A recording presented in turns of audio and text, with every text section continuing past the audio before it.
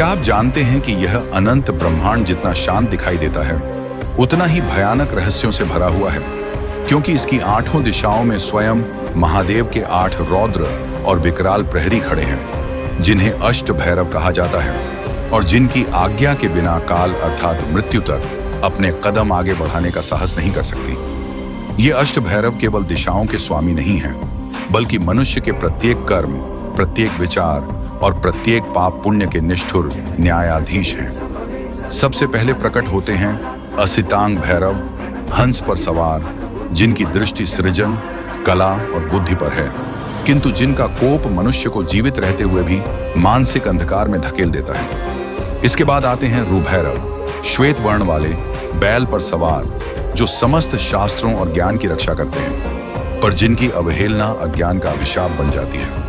तीसरे हैं चंड भैरव, मोर पर सवार, हाथ में नंगी तलवार लिए, जो पलक झपकते ही अन्याय का संहार कर देते हैं और महादेव की सबसे तीखी और निर्दयी शक्ति माने जाते हैं। चौथे रूप में क्रोध भैरव, चील पर सवार होकर आकाश से हर अधर्म पर नजर रखते हैं और कहा जाता है कि जब उनका क्रोध जागता है तो देवताओं की प्रार्थनाएं भी निष्फल हो जाती हैं। पांचवें हैं उन्मत्त भैरव, घोड़े पर सवार, जो मनुष्य के भीतर छिपे अहंकार, पागलपन और नकारात्मकता को जड़ से उखाड़ फेंकते हैं। छठे हैं कपाल भैरव, हाथी पर आरूढ़, जो कर्मों का ऐसा कठोर लेखा रखते हैं कि उनके दंड से कोई भी पापी बच नहीं पाता। सातवें रूप में भीषण भैरव, सिंह पर सवार होकर समस्त भूत प्रेत और भयावह शक्तियों को अपने वश में रखते हैं। और अंत में आते हैं संहार भैरव, कुत्ते पर सवार, जो मृत्यु के अंतिम क्षण में आत्मा को भय और अंधकार के बीच से निकालकर उसका अंतिम मार्ग तय करते हैं और प्रलय के समय